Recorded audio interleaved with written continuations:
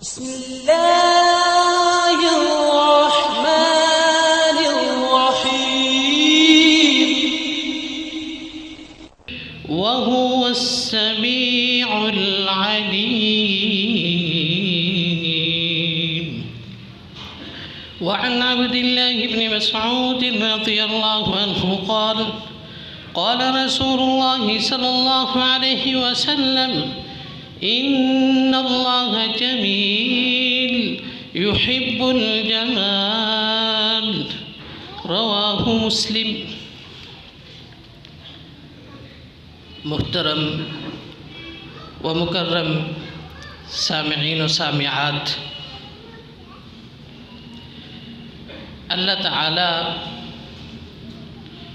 وہ عظیم ذات ہے جو ہر طرح کی خوبیوں کو، ہر طرح کی خوبصورتیوں کو، ہر طرح کے کمال کو اپنے اندر لیے ہوئے ہیں۔ سامعین گرامی، میں نے آپ کے سامنے ایک حدیث پڑھی ہے۔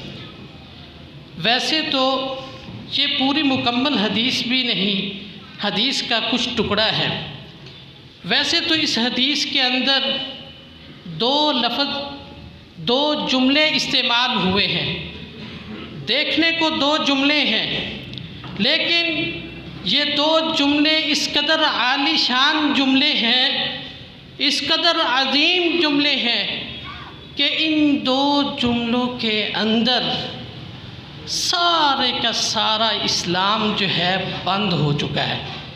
اگر آپ اس حدیث کے دو جملوں کے اوپر غور و فکر کر لیں اور آپ اس کو سمجھ لیں تو سمجھ لیجئے کہ آپ کو سارے اسلام اور سارے ایمان کا علم ہو چکا ہے۔ یہ حدیث آپ نے متعدد بار سنی ہوگی۔ وہ حدیث یہ ہے کہ سیدنا عبداللہ بن مسعود رضی اللہ تعالیٰ عنہ فرماتے ہیں، رسول اللہ صلی اللہ علیہ وسلم نے فرمایا، ان اللہ جمیل یحب الجمال۔ اللہ باری تعالی، اللہ رب العزت خوبصورت ہے اور اللہ تعالی خوبصورتی کو پسند کرتے ہیں۔ پہلا جملہ، اللہ تعالی خود خوبصورت ہے۔ دوسرا جملہ، اللہ تعالیٰ خوبصورتی کو پسند کرتے ہیں۔ یہ دو جملے ہیں، بہت ہی عظیم جملے ہیں۔ سب سے پہلے میں پہلے جملے کی وضاحت کرتا ہوں کہ اللہ تعالیٰ خوبصورت ہے۔ کتنے خوبصورت ہیں، اللہ عز و جل کی عظمت اور شان کیا ہے، اللہ تعالیٰ کتنے پیارے ہیں، اس حوالے سے میں اور آپ اس دنیا کے اندر اس چیز کا اندازہ نہیں لگا سکتے۔ اس دنیا کے اندر کوئی شخص بھی یہ نہیں کہہ سکتا کہ اللہ تعالیٰ کتنے پیارے ہیں یا اتنے پیارے ہیں۔ اللہ عز و جل کی ہر چیز پیاری ہے۔ اگر ہم دیکھیں اللہ تعالیٰ کے جمال کی طرف، اللہ تعالیٰ کی خوبصورتی کی طرف، تو ہمارے سامنے چار چیزیں آتی ہیں۔ ایک ہے اللہ رب العزت کی ذات، دوسرے ہیں اللہ تعالیٰ کے نام، اور تیسرے ہیں اللہ عز و جل کی صفات، اور چوتھے ہیں اللہ رب العزت کے افعال۔ اللہ تعالیٰ ان ساری چیزوں کے اندر خوبصورت ہے۔ اللہ تعالیٰ کے افعال بھی سب سے خوبصورت، اللہ عز و جل کے نام بھی سب سے خوبصورت، اللہ رب العزت کی صفات بھی سب سے خوبصورت، اللہ عز و جل کے افعال بھی سب سے خوبصورت۔ اللہ عز و جل سراپائے خوبصورتی ہے، تو اس لیے فرمایا ان اللہ جمیل، اللہ تعالیٰ خوبصورت ہے۔ سب سے پہلے اگر ہم اللہ رب العزت کی ذات کے بارے میں بات کریں تو اللہ تعالیٰ کی ذات کتنی خوبصورت ہے، کتنی پیاری ذات ہے۔ اس دنیا کے اندر ہم بالکل یہ اندازہ نہیں لگا سکتے کہ اللہ تعالیٰ کتنے پیارے ہیں۔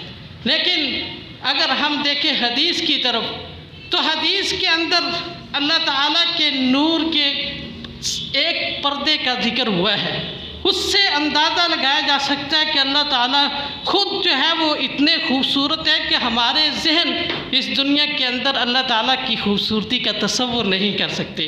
حدیث کے الفاظ ہیں، سیدنا ابو موسیٰ الاشعری رضی اللہ تعالیٰ عنہ اس حدیث کے راوی ہیں، رسول اللہ صلی اللہ علیہ وسلم نے فرمایا حجابہ النور، اللہ تعالیٰ اور مخلوق کے درمیان اللہ تعالیٰ کے نور کے پردے حائل ہیں، روشنی کے پردے حائل ہیں۔ فرمایا رسول اللہ صلی اللہ علیہ وسلم نے فرمایا لو کشفہ لا احرقت سبحات وجہہ من انتہى الیہ بصرہ من خلقہ، رواہ مسلم۔ صحیح مسلم کی یہ روایت ہے، رسول اللہ صلی اللہ علیہ وسلم نے فرمایا کہ انسان، مخلوقات اور اللہ تعالیٰ کے درمیان پردے حائل ہیں، وہ پردے روشنی اور نور کے پردے ہیں، وہ روشن پردے ہیں۔ اگر اللہ رب العزت، اگر اللہ تعالیٰ ایک پردے کو اپنے رخ انور سے ہٹا دے، اگر اللہ تعالیٰ اس پردے کو اپنے چہرے سے دور کر دے تو اللہ تعالیٰ کے چہروں کی شعاؤں کی وجہ سے ساری کی ساری مخلوق جو ہے وہ جل کے راکھ ہو جائے۔ اللہ عز و جل اتنے خوبصورت ہیں، اسی لیے تو اللہ تعالیٰ فرماتے ہیں اللہ نور السماوات والارض، اللہ تعالیٰ آسمان و زمین کو روشن کرنے والی ذات ہے۔ جتنی روشنیاں ہمیں اس دنیا کے اندر نظر آ رہی ہیں، جتنے نور اس دنیا کے اندر ہمیں نظر آ رہے ہیں، ساری کی ساری روشنیاں، سارے کے سارے نور اللہ رب العزت کے دم سے ہیں۔ ساری کی ساری روشنیاں کرنے والی ذات اللہ رب العزت کی ذات ہے۔ اس لیے میرے اللہ تعالیٰ جس کا ایک پردہ اس قدر روشن ہے، جس کے چہرے کی شعاعیں اس قدر زیادہ ہیں، تو وہ ذات کتنی خوبصورت ہوگی ہمیں اس دنیا کے اندر جو ہے وہ اندازہ نہیں ہو سکتا۔ اس لیے میرے اور آپ کے پیارے پیغمبر صلی اللہ علیہ وسلم دعا کرتے تھے اللہم انی اسألک لذت النظر الی وجہک والشوق الی لقائک، اے اللہ میں تیرے چہرے کی خوبصورتی کی جو لذت ہے اس کا سوال کرتا ہوں، میں چاہتا ہوں کہ انی اسألک لذتا، اے اللہ میں تجھ سے سوال کرتا ہوں کہ تیرا چہرے کا دیدار جو ہے اس کی لذت، اس کا میں تجھ سے سوال کرتا ہوں، تیرے چہرے کے دیدار کی لذت مانگتا ہوں۔ تو اللہ تعالیٰ کی ذات اتنی زیادہ عظیم، اتنی زیادہ خوبصورت ہے کہ ہم جو ہے وہ اس ذات کی خوبصورتی کو اس دنیا کے اندر تصور نہیں کر سکتے۔ آئیے اللہ رب العزت کے نام کتنے اچھے ہیں، اللہ عز و جل کی صفات کتنی پیاری ہیں۔ اللہ عز و جل قرآن کریم میں فرماتے ہیں وَلِلَّهِ الْأَسْمَاءُ الْحُسْنَى فَادْعُوهُ بِهَا، اللہ تعالیٰ کے بہت اچھے اچھے نام ہیں، بہت خوبصورت نام ہیں۔ فَادْعُوهُ بِهَا، تم اس ذات باری تعالیٰ کو ان ناموں کے ذریعے پکار کے دیکھو، پکارنا تمہارا کام ہے۔ اللہ رب العزت تمہاری ہر دعا کو قبول فرمائیں گے۔ تم اللہ عز و جل کے ناموں کا واسطہ دے کے دیکھو، اللہ تعالیٰ کو اس کے عظیم ناموں سے پکار کے دیکھو، وہ تمہاری ضرورتیں پوری نہ کر دے تو اس کو خدا کس نے کہنا ہے، اللہ کس نے کہنا ہے۔ تو اس لیے دوسری جگہ پہ اللہ تعالیٰ فرماتے ہیں رب السماوات والارض وما بینہما فاعبدہ واصطبر لعبادتہ هل تعلم له سمیا۔ اللہ تعالیٰ فرماتے ہیں وہ رب کتنی عظیم ذات ہے جو آسمان و زمین کا مالک ہے۔ آسمان و زمین کے درمیان جتنی مخلوقات ہیں، جو کچھ ہے، ہر چیز کا مالک وہ رب ہے۔ رب السماوات والارض وما بینہما، جب اللہ تعالیٰ زمین و آسمان کے مالک ہیں، ساری مخلوقات کے خالق ہیں، ہر چیز کے رب ہیں، تو ہمیں چاہیے اور ہماری ضرورت یہ ہے کہ فَاعْبُدْهُ وَاسْطَبِرْ لِعِبَادَتِهِ، ہم اس عظیم ذات کے سامنے جھک جائیں، اس کی عبادت کریں اور اس کی عبادت کے اوپر ڈٹ جائیں۔ فرمایا وہ اتنی عظیم ذات ہے، هل تعلم له سمیہ، آپ نے کبھی ایسے نام والی ذات کو آپ کے علم کے اندر آئی ہی نہیں ہے، جو نام اس کے ہیں ایسے عظیم نام آپ جانتے ہی نہیں ہیں۔ تو واضح یہ ہوتا ہے کہ اللہ عز و جل کی ذات اس قدر پیاری ہے کہ ہم اپنے ذہن سے تصور بھی کریں تو ہم نہیں کر سکتے۔ اللہ عز و جل کے نام کس قدر پیارے ہیں کہ اس سے پیارے کوئی نام ہو نہیں سکتے۔ تیسری چیز، اللہ عز و جل کے افعال، اللہ تعالیٰ کے کام کتنے خوبصورت ہیں کہ اس جیسے کام ہو ہی نہیں سکتے۔ اسی لیے اللہ عز و جل اپنے کچھ افعال کا قرآن کریم کے اندر تذکرہ کرتے ہوئے فرماتے ہیں، اللہ تعالیٰ فرماتے ہیں أَفَلَمْ يَنظُرُوا إِلَى السَّمَاءِ فَوْقَهُمْ كَيْفَ بَنَيْنَاهَا وَزَيَّنَّاهَا وَمَا لَهَا مِن فُرُوجٍ۔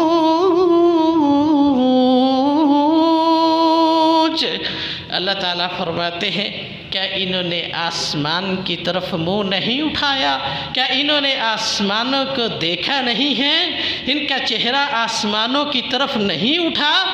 کیف بنیناہا، ہم نے آسمانوں کو ان کے اوپر کیسے بنا دیا، کیسے خوبصورت آسمان بنائے۔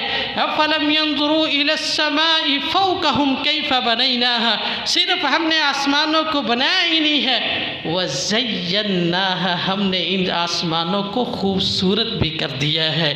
یہ اللہ عز و جل کے خوبصورت کام ہیں، خوبصورت افعال ہیں۔ جتنے خوبصورت کام، جتنے کمال کے کام اللہ عز و جل کے ہیں، ایسے تصور کرنا بھی ممکن نہیں ہے۔ فرمایا وَالْأَرْضَ مَدَدْنَاهَا وَأَلْقَيْنَا فِيهَا رَوَاسِيَ وَأَنبَتْنَا فِيهَا مِن كُلِّ زَوْجٍ بَهِيجٍ۔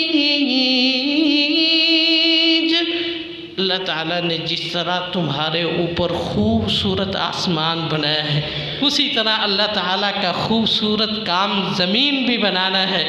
اس نے تمہارے نیچے زمین کو پھیلا دیا ہے، زمین کو بنا دیا ہے، اور زمین کو ٹھہرانے کے لیے تاکہ زمین حرکت نہ کر سکے، تاکہ زلزلہ نہ آئے، زمین کے اوپر پہاڑوں کو گاڑ دیا۔ ایسی خوبصورتی سے زمین بنانے والی ذات کون ہے؟ اس کے اوپر جو ہے اس طرح کر کے پہاڑ بنانے والی ذات کون ہے؟ جو سب سے خوبصورت ذات ہے، اس نے آسمان کو خوبصورت بنا دیا۔ اسی لیے فرمایا اِنَّا زَيَّنَّا السَّمَاءَ الدُّنْيَا بِزِينَةٍ الْكَوَاكِبِ۔ اللہ تعالیٰ فرماتے ہیں ہم نے آسمان دنیا کو ستاروں کی خوبصورتی کے ساتھ جو ہے وہ خوبصورت کر دیا ہے۔ ہم نے آسمان دنیا کو ستاروں کے ذریعے خوبصورت کر دیا ہے۔ کس طرح ہم رات کو دیکھتے ہیں، جگمگ کرتے ستارے ہمیں کتنے پیارے لگتے ہیں، کتنے خوبصورت لگتے ہیں۔ یہی نہیں، اس کے بعد آپ دیکھیے اللہ تعالیٰ کیا فرماتے ہیں۔ اللہ تعالیٰ فرماتے ہیں وَصَوَّرَكُمْ فَأَحْسَنَ صُوَرَكُمْ وَإِلَيْهِ الْمَصِيرُ۔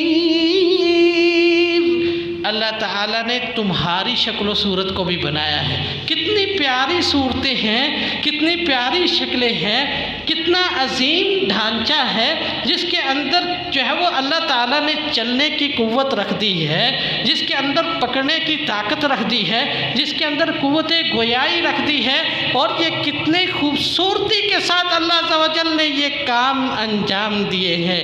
تو کہنے کا مقصد یہ ہے بھائیو کہ اللہ عز و جل ان اللہ جمیل، اللہ تعالیٰ خوبصورت ہے، اللہ تعالیٰ کے تمام نام بھی خوبصورت، اللہ عز و جل کے تمام کام بھی خوبصورت، اللہ تعالیٰ کی تمام صفات بھی خوبصورت، اللہ تعالیٰ کی ذات بھی خوبصورت۔ اس جیسی ذات، اتنی خوبصورت ذات ہونا تو دور کی بات ہے، اس کا تصور بھی انسان نہیں کر سکتا۔ تو محترم بھائیو، یہ اس حدیث کا پہلا جملہ میں نے آپ کے سامنے واضح کیا ہے، جس میں رسول اللہ صلی اللہ علیہ وسلم نے فرمایا ان اللہ جمیل، اللہ تعالیٰ خوبصورت ہے۔ ابھی آئیے دوسرے جملے کی طرف چلتے ہیں۔ یحب الجمال، جب وہ خوبصورت ہے، جب وہ پیارا ہے، خوبصورت کو پھر خوبصورتی پسند ہے۔ اللہ تعالیٰ خود خوبصورت ہیں تو اللہ عز و جل کو خوبصورتی پسند ہے۔ ہر چیز کے اندر اللہ تعالیٰ کو خوبصورتی پسند ہے۔ کس چیز میں اللہ تعالیٰ کو خوبصورتی پسند ہے؟ انسانوں کے اندر اللہ تعالیٰ کو خوبصورتی پسند ہے۔ اللہ تعالیٰ کی ساری مخلوقات کے اندر اللہ عز و جل کو خوبصورتی پسند ہے۔ اب بات یہ ہے کہ انسان خوبصورت کیسے بن سکتا ہے، یا اللہ رب العزت کیسے خوبصورت انسان کو چاہتے ہیں؟ پہلا جملہ یہ تھا کہ اللہ تعالیٰ خود خوبصورت ہے۔ دوسرا جملہ یہ ہے کہ اللہ تعالیٰ انسان کو بھی خوبصورت دیکھنا چاہتے ہیں۔ تو اللہ تعالیٰ ہمیں کیسا دیکھنا چاہتے ہیں؟ ہماری خوبصورتی کیسی ہو؟ انسان کے دو روپ ہیں، ایک ہے انسان کا ظاہر اور ایک ہے انسان کا باطن۔ تو اللہ عز و جل انسان کے باطن کو بھی خوبصورت دیکھنا چاہتے ہیں، اللہ عز و جل انسان کے ظاہر کو بھی خوبصورت دیکھنا چاہتے ہیں۔ اگر کوئی انسان یہ چاہتا ہے کہ میں اللہ تعالیٰ کو خوبصورت لگوں، اگر کوئی انسان چاہتا ہے کہ میں اللہ تعالیٰ کو پیارا لگوں، تو اس کو کیا کرنا چاہیے؟ سب سے پہلے اپنے باطن کو درست کرنا چاہیے، اپنے اندر کو درست کرنا چاہیے۔ اندر کو کیسے درست کریں گے؟ اپنے دل کی جتنی بیماریاں ہیں ان کو باہر نکال دے۔ اگر کوئی انسان خوبصورت بننا چاہتا ہے تو اس کو اپنے دل سے ریاکاری کو نکالنا ہوگا۔ اگر کوئی انسان خوبصورت بننا چاہتا ہے تو اس کو اپنے دل سے تکبر کو نکالنا ہوگا۔ اگر کوئی انسان خوبصورت بننا چاہتا ہے تو اس کو اپنے دل سے حسد کو نکالنا ہوگا۔ اگر کوئی انسان خوبصورت بننا چاہتا ہے تو اس کو اپنے دل کے اندر ایمان کو پیوست کرنا ہوگا۔ اگر کوئی انسان پیارا لگنا چاہتا ہے، خوبصورت لگنا چاہتا ہے، تو اس کو اپنے دل سے نفرت کو نکالنا ہوگا۔ اسی لیے اللہ تعالیٰ کے نبی صلی اللہ علیہ وسلم نے فرمایا، رسول اللہ صلی اللہ علیہ وسلم فرماتے ہیں ان اللہ یحب، سیدنا سعد بن ابی وقاص رضی اللہ تعالیٰ عنہ اس حدیث کے راوی ہیں، فرمایا ان اللہ یحب العبد التقی النقی الخفی۔ اللہ عز و جل کو کون سے بندے پسند ہیں؟ کون سے ایسے لوگ ہیں، کون سے ایسے دل ہیں جو اللہ تعالیٰ کو خوبصورت لگتے ہیں؟ کون سا خوبصورت دل ہے، کون سا دل ہے جو اللہ تعالیٰ کو پسند ہے؟ فرمایا اللہ عز و جل کو جو دل پسند ہے التقی، پرہیزگار دل، جس کے اندر تقوی موجود ہے، جس کے اندر اللہ تعالیٰ کا خوف موجود ہے۔ کیسا تقوی، کتنا خوف موجود ہے؟ رسول اللہ صلی اللہ علیہ وسلم نے فرمایا اتق اللہ حیث ما کنت، آپ جہاں کہیں بھی ہوں اللہ تعالیٰ سے ڈرتے رہیں۔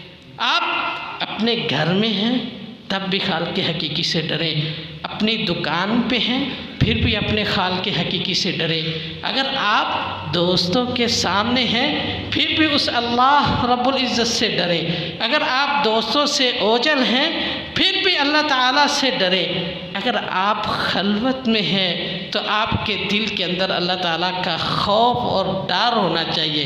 آپ جلوت کے اندر ہیں تو آپ کے دل کے اندر اللہ تعالیٰ کا خوف اور ڈر ہونا چاہیے۔ اگر آپ کچھ ناپ تول کر رہے ہیں تو آپ کے دل میں خالق حقیقی کا خوف اور ڈر ہونا چاہیے۔ اگر آپ کسی سے لین دین کر رہے ہیں، معاملہ طے کر رہے ہیں، خرید و فروخت کر رہے ہیں، تو آپ کے دل کے اندر اللہ تعالیٰ کا خوف ہونا چاہیے۔ آپ کسی کرسی کے اوپر برانجمان ہیں، کسی کرسی کے اوپر بیٹھے ہوئے ہیں، آپ کے پاس کوئی وزارت ہے، کوئی مشارت ہے، آپ کسی سکول کے پرنسپل، کالج کے پرنسپل ہیں، کسی جگہ پہ بھی آپ بیٹھے ہوئے ہیں، تو اللہ عز و جل کو وہ دل چاہیے جو خوبصورت دل ہے۔ وہ خوبصورت دل ہے جو حب التقی، جس کے اندر تقوی موجود ہو، پرہیزگاری موجود ہو۔ النقی، وہ دل صاف دل ہو، حسد سے صاف، بغض سے صاف، کسی کی دشمنی سے صاف، نفرت سے صاف۔ اگر دل خوبصورت نہیں ہوتا تو یاد رکھیں انسان کا ظاہر کبھی خوبصورت نہیں ہو سکتا۔ لازمی ہے کہ اگر کوئی انسان چاہتا ہے کہ اس کا ظاہر خوبصورت ہو تو اسے چاہیے اپنے دل کو خوبصورت کرے۔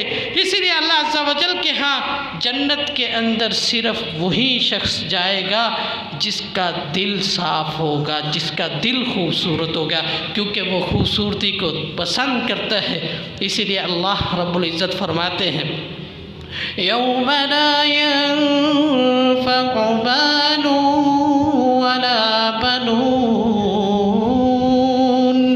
یوم لا ينفع مال ولا بنون إلا من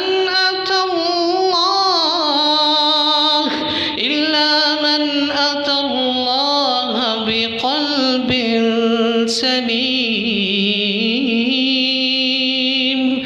اللہ تعالیٰ فرماتے ہیں کل کو قیامت کے دن نہ تو یہ کوئی مال کام آنے والا ہے، نہ یہ اولاد کام آنے والی ہے، یہ کوئی چیز کام نہیں آئے گی۔ فائدہ کس چیز کا ہوگا؟ یوم لا ينفع مال ولا بنون الا من اتى الله بقلب سلیم۔ جنت میں وہی جائے گا جس کا دل سلامت ہوگا۔ جس کا دل سلامت نہیں ہے وہ شخص جنت میں نہیں جا سکتا۔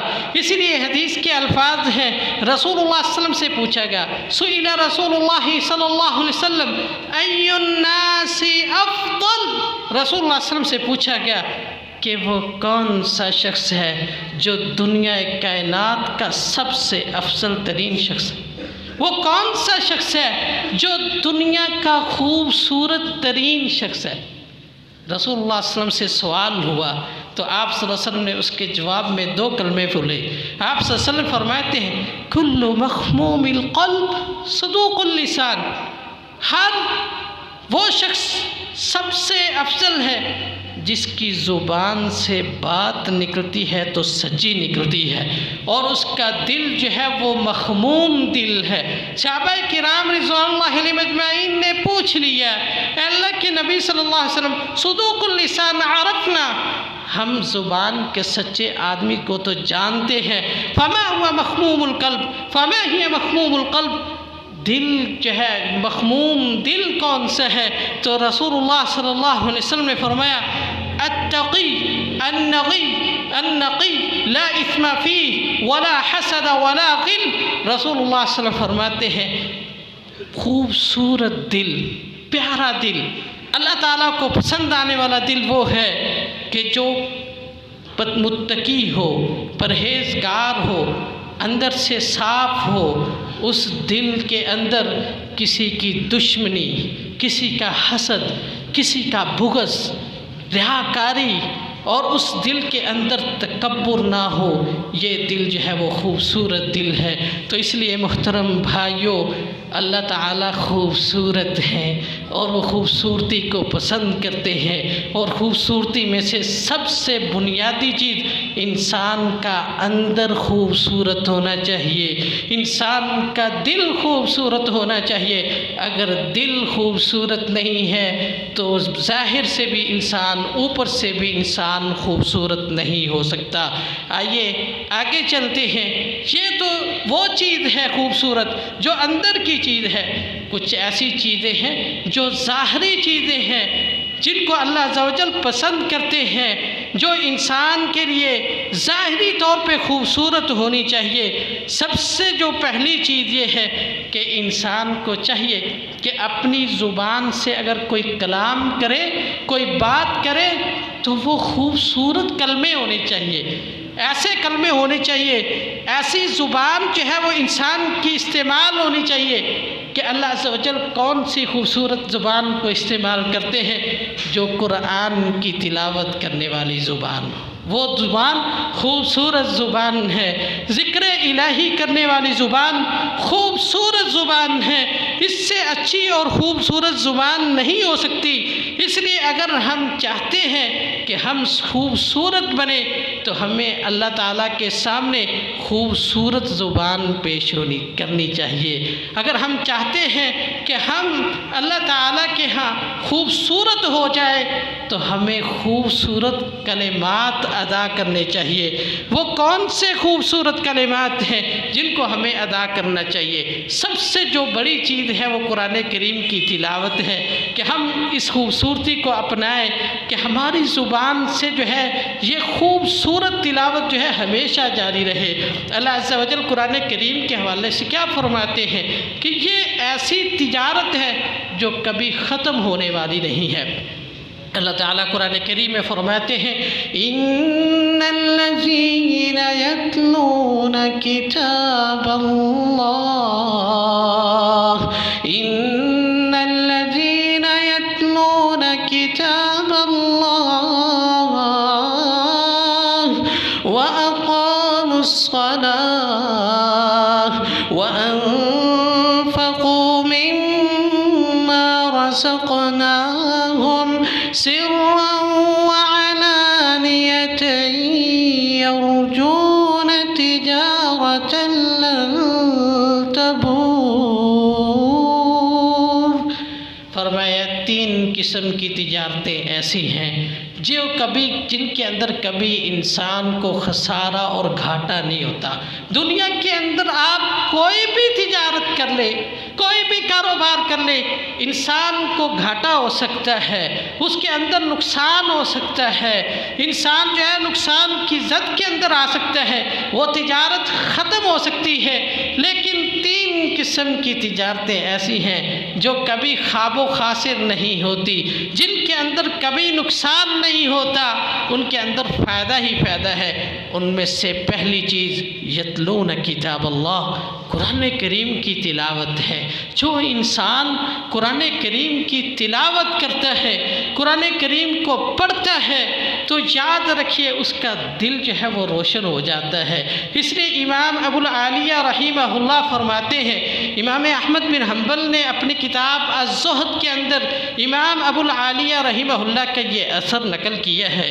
فرماتے ہیں جو انسان جس کو اللہ تعالیٰ نے قرآن کریم پڑھنے کی ہمت عطا کی ہو، جو انسان جس نے قرآن کریم کو سیکھا ہو، اس کو قرآن پڑھنا آتا ہو، کہتے ہیں کہ پھر اگر وہ رات کو قرآن کریم پڑھے بغیر سو جاتا ہے تو ہم سلف صالحین جو ہے اس کو گناہ گار شخص سمجھا کرتے تھے کہ یہ شخص گناہ گار ہے کہ اس کو قرآن آتا ہے پھر بھی نہیں پڑھتا۔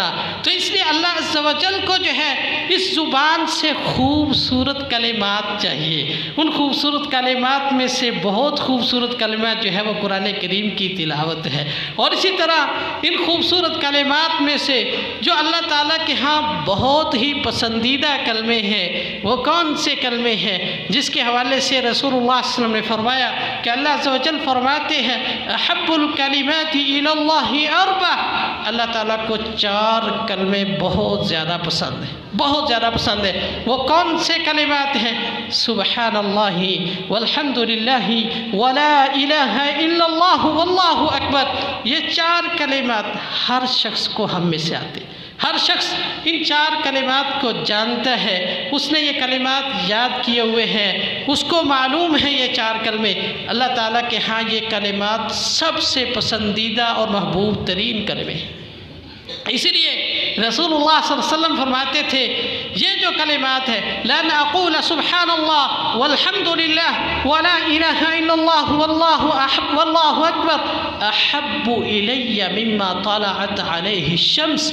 رسول اللہ صلی اللہ علیہ وسلم فرماتے تھے کہ یہ 4 کلمات اتنے عزیز ہیں. آپ صلی اللہ علیہ وسلم فرماتے ہیں کہ یہ میں 4 کلمے یہ ادا کروں میرے لیے ہر اس چیز سے زیادہ پسندیدہ ہے جس کے اوپر سورج طلوع ہوتا ہے. یعنی دنیا کی ساری فراوانی، دنیا کا سب کچھ ایک طرف ہو، یہ 4 کلمے ایک طرف ہوں تو یہ 4 کلمے رسول اللہ صلی اللہ علیہ وسلم کو سب سے زیادہ پسند تھے. اور میں آپ کو ایک بات بتاؤں کہ رسول اللہ صلی اللہ علیہ وسلم جب معراج کے اوپر گئے ہیں تو اس وقت ایک تحفہ رسول اللہ صلی اللہ علیہ وسلم کو اللہ عز و جل کی طرف سے ملا ہے، وہ نماز کا تحفہ ہے جو معروف ہے. اور ایک تحفہ میرے اور آپ کے باپ سیدنا ابراہیم علیہ السلام نے دیا ہے، وہ یہی 4 کلمے ہیں. رسول اللہ صلی اللہ علیہ وسلم جب معراج کے اوپر گئے، سیدنا ابراہیم علیہ السلام سے ملاقات ہوئی تو فرمایا اے محمد اقرأ امتک منی السلام. اللہ اکبر، ہم کتنے خوش نصیب ہیں کہ رسول اللہ صلی اللہ علیہ وسلم 7 آسمانوں کے اوپر جائیں اور وہاں پہ بھی میرا اور آپ کا تذکرہ ہو اور نبی ہم تک سلام بھیجے. سیدنا ابراہیم علیہ السلام فرماتے ہیں کہ اے محمد صلی اللہ علیہ وسلم آپ سب سے پہلے میری امت کو، اپنی امت کو جا کے میری طرف سے سلام کہنا، اور پھر ان کو کہنا کہ یہ جنت جو ہے یہ چٹیل میدان ہے، لیکن یہ اس کی جو مٹی ہے وہ بہت زرخیز ہے.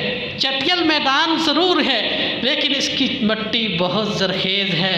تو رسول اللہ صلی اللہ علیہ وسلم فرماتے ہیں کہ سیدنا ابراہیم علیہ السلام نے فرمایا کہ یہ چٹیل میدان ہے، اس کے اوپر درخت لگانے کے لیے، اس کے اوپر محل بنانے کے لیے ہمیں گارا اور اینٹوں کی ضرورت نہیں ہے، ان 4 کلمات کی ضرورت ہے. سبحان اللہ والحمد للہ ولا الہ الا اللہ واللہ اکبر.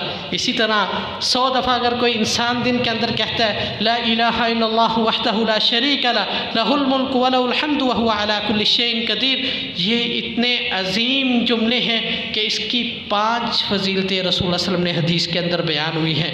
رسول اللہ صلی اللہ علیہ وسلم نے بیان کی ہے جو انسان یہ کلمات پڑھتا ہے، پہلی فضیلت یہ ہے کہ ایسے شخص نے اتنی بڑی نیکی کی ہے جیسے اس نے جو ہے سیدنا اسماعیل علیہ السلام کی اولاد سے 10 غلام آزاد کر دیا اور 100 گناہ اس کے معاف کر دیے جاتے ہیں، 100 نیکیاں لکھ دی جاتی ہیں، 100 گناہ معاف، 100 نیکیاں لکھ دی گئی اور جنت کے اندر 100 درجات بلند کر دیے جاتے ہیں.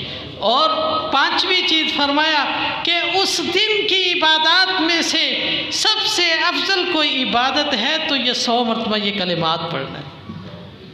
لا حول ولا قوة الا باللہ کنز من کنوز الجنہ. لا حول ولا قوة الا باللہ کے حوالے سے رسول اللہ صلی اللہ علیہ وسلم نے فرمایا یہ جنت کے خزانوں میں سے خزانہ ہے. تو رسول اللہ صلی اللہ علیہ وسلم نے ہمیں یہ جو تعلیمات دی ہیں، یہ ساری کی ساری تعلیمات ہماری زبان کو خوبصورت بنانے کے لیے، کیونکہ اللہ عز و جل خوبصورتی کو پسند کرتے ہیں. ان خوبصورتی میں ایک زبان ہے کہ ہم اپنی زبان کو اچھا استعمال کریں، اور خوبصورتی یہ ہے کہ ہم خوبصورت اخلاق اپنائیں. یہ خوبصورتی ہے. اللہ تعالیٰ انسانوں کے اندر خوبصورتی کو پسند کرتے ہیں. وہ خوبصورتی کیا ہے کہ ہم اچھا اخلاق اپنائیں اس دنیا کے اندر. اسی لیے اللہ عز و جل قرآن کریم میں فرماتے ہیں وَقُلْ لِعِبَادِي يَقُولُوا الَّتِي هِيَ أَحْسَنُ إِنَّ الشَّيْطَانَ يَنزَغُ بَيْنَهُمْ إِنَّ الشَّيْطَانَ كَانَ لِلْإِنسَانِ عَدُوًّا مُبِينًا. اللہ تعالیٰ فرماتے ہیں میرے بندوں کو کہہ دیجئے وَقُلْ لِعِبَادِي يَقُولُوا الَّتِي هِيَ أَحْسَنُ، میرے بندوں سے کہہ دیجئے کہ وہ بات کرے جو بہت اچھی ہے. احسن کا لفظ بولا ہے. یہ احسن کا لفظ جو ہے صیغہ اس میں تفضیل کے ہے. اس کا مطلب یہ ہے کہ ایک آپ کے پاس اچھی بات موجود ہے اور ایک آپ کے پاس اچھی سے بھی اچھی بات موجود ہے، تو آپ اچھی باتوں میں بھی جو زیادہ اچھی بات ہے وہ کریں۔ اسی لیے اللہ تعالیٰ فرماتے ہیں وَقُولُوا لِلنَّاسِ حُسْنًا، لوگ سے جب بھی بات کرو تو اچھی بات کرو۔ اسی لیے رسول اللہ صلی اللہ علیہ وسلم نے فرمایا مَا مِن شَيْءٍ فِي الْمِيزَانِ أَثْقَلُ مِنْ حُسْنِ الْخُلُقِ، ترازو کے اندر جس کے اندر نیکیاں اور برائیاں تولی جائیں گی، اس کے اندر اگر سب سے بھاری کوئی نیکی ہے تو انسان کا اچھا اخلاق ہے۔ اسی لیے رسول اللہ صلی اللہ علیہ وسلم نے فرمایا إِنَّ الْمُؤْمِنَ لَيُدْرِكُ بِحُسْنِ خُلُقِهِ درجۃ الصائم القائم۔ رسول اللہ صلی اللہ علیہ وسلم فرماتے ہیں کہ ایک مومن انسان اپنے اچھے اخلاق کے ذریعے روزہ رکھنے والے اور قیام کرنے والے کے درجے کو پا لیتا ہے۔ تو یہ ہے وہ زبان جو اللہ عز و جل ہم سے چاہتے ہیں، یہ ہیں وہ اعمال جو خوبصورت اعمال ہیں، یہ ہے وہ حسن اخلاق جو اللہ تعالیٰ چاہتے ہیں۔ اللہ تعالیٰ کیسی خوبصورتی ہم سے چاہتے ہیں؟ ہماری نماز خوبصورت نماز ہونی چاہیے، ہماری زبان خوبصورت زبان ہونی چاہیے، ہمارا اخلاق خوبصورت اخلاق ہونا چاہیے، ہمارے اعضاء خوبصورت استعمال ہونے چاہیے، ہماری ظاہری جو زیب و زینت ہے وہ بھی خوبصورت ہونی چاہیے۔ اسی لیے اللہ عز و جل نے مسجد کے اندر آنے کے آداب میں سے کتنے آداب بیان کیے ہیں جن کا تعلق خوبصورتی کے ساتھ ہے۔ اسی لیے اللہ تعالیٰ فرماتے ہیں یا بنی آدم خذوا زینتکم عند کل مسجد، اے آدم کے بیٹو مسجد میں آؤ تو خوبصورتی اختیار کر کے آؤ، مسجد کے اندر آؤ تو پیارے بن کے آؤ۔ اللہ عز و جل خوبصورت انسان کو پسند کرتے ہیں، اسی لیے نماز سے پہلے وضو کرنے کا حکم دیا، اسی لیے اللہ عز و جل نے طہارت کا حکم دیا، اسی لیے جمعہ والے دن غسل کا حکم دیا، اسی لیے اللہ تعالیٰ نے ہمیں اچھی طرح جو ہے وہ پاک صاف ہو کے مسجد کے اندر آنے کا حکم دیا۔ ہم اپنے دنیا کے کاموں کے اندر اگر اپنے آپ کو دیکھیں، اگر دنیا کے اندر ہم نے کہیں جانا ہو، کوئی تقریب ہو، کوئی محفل ہو، کوئی شادی ہو، تو کتنا خوبصورت بن کے جاتے ہیں، اپنے آپ کو سنوار کے جاتے ہیں۔ جو ذات جو سب سے عظیم ذات ہے، جو خوبصورت ذات ہے، جو چاہتی ہے کہ ہم اس کے سامنے بھی خوبصورت ہو کے کھڑے ہوں، ہم وہ نہیں کرتے۔ مسجد کے اندر آتے ہوئے جو گندا میلا کچیلا جو لباس ہے وہیں پہن کے مسجد کے اندر آ جاتے ہیں، اللہ عز و جل ایسے لوگوں کو پسند نہیں کرتے، کیونکہ اللہ تعالیٰ چاہتے ہیں کہ انسان جو ہے وہ خوبصورت ہو کے آئے، خوبصورتی اختیار کریے۔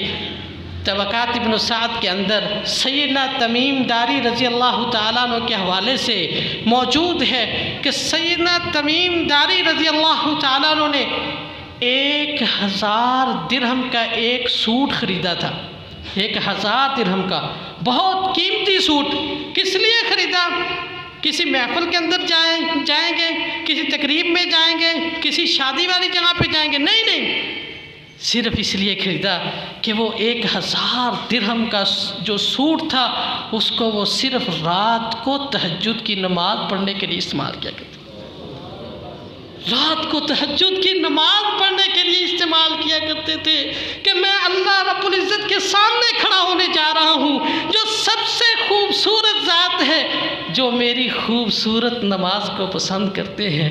یہ واقعہ جو میں نے آپ کے سامنے ابھی بیان کیا ہے، یہ صحیح سند کے ساتھ سیدنا تمیم داری رضی اللہ تعالیٰ سے موجود ہے۔ امام مالک رحمہ اللہ کے والے سے سب لوگ ہم جانتے ہیں کہ جب مسجد نبوی میں تدریس کے لیے آتے تو شاہانہ لباس پہن کے آتے کہ میں رسول اللہ صلی اللہ علیہ وسلم کی حدیث پڑھانے جا رہا ہوں اور اللہ تعالیٰ کے گھر کے اندر مسجد نبوی کے اندر حدیث پڑھا رہا ہوں۔ اس لیے محترم بھائیوں، اللہ تعالیٰ خوبصورت ہیں، بہت خوبصورت ہیں، اتنے خوبصورت ہیں کہ جن کی خوبصورتی کا ہم تصور نہیں کر سکتے۔ وہ چاہتے ہیں کہ انسان بھی خوبصورت بنے۔ اللہ تعالیٰ کو خوبصورت انسان پسند ہے۔ کیسا انسان اللہ تعالیٰ کو پسند ہے؟ کہ اس کا دل خوبصورت ہو، اس کا دل خوبصورت ہے، اس کا ظاہر خوبصورت ہو۔ اسی لیے تو شریعت کے اندر، دین کے اندر ظاہری خوبصورتی کے لیے رسول اللہ صلی اللہ علیہ وسلم نے کہا بال کٹوایا کرو، ناخن تراشا کرو، مونچھیں جو ہے وہ کٹوایا کرو، اسی طرح جو ہے وہ باقی جو زائد بال ہیں جسم کے ان کو آپ صلی اللہ علیہ وسلم نے فرمایا تراشا کرو، ان کو جو ہے وہ مونڈا کرو۔ تو یہ ساری کی ساری فطرت کے اندر موجود چیز ہے۔ فطرت کا مطلب یہ کہ شروع سے جب سے انسانیت بنی ہے اس وقت سے لے کے اب تک ایک چیز فطرت کے اندر ہے، وہ صفائی ہے۔ اسی لیے فرمایا الطہور شطر الایمان، صفائی جو ہے وہ نصف ایمان ہے۔ تو اللہ عز و جل کتنے خوبصورت ہے۔ آخری آیت پڑھ کے اپنی بات ختم کرتا ہوں۔ آخری آیت پڑھ کے میں اپنی بات کو اختتام کی طرف لے کے جاتا ہوں۔ اللہ تعالیٰ اتنے خوبصورت ہیں، فرمایا لیس کمثلہ شیء وہو السمیع البصیر، اللہ تعالیٰ کی مثل کوئی چیز ہے ہی نہیں۔ اللہ عز و جل بہت خوبصورت ہے اور وہ خوبصورتی کو پسند کرتا ہے۔ تو آج کا میرا موضوع تھا خطبے کا، خوبصورتی کو پسند کرتا ہے، اور حدیث کے دو جملے آپ کے سامنے بیان کیے ہیں کہ اللہ تعالیٰ خوبصورت ہے، وہ خوبصورتی کو پسند کرتا ہے۔ اللہ رب العزت خوبصورت نماز کو پسند کرتے ہیں، خوبصورت ذکر کو پسند کرتے ہیں، خوبصورت لباس کو پسند کرتے ہیں، خوبصورت دل کو پسند کرتے ہیں، خوبصورت انسان کو پسند کرتے ہیں۔ اللہ رب العزت سے دعا ہے اللہ تعالی ہمیں خوبصورت دکھنے کی اور خوبصورت بننے کی توفیق عطا فرمائے۔ سبحان ربک رب العزت عما یصفون وسلام علی المرسلین والحمد للہ رب العالمین۔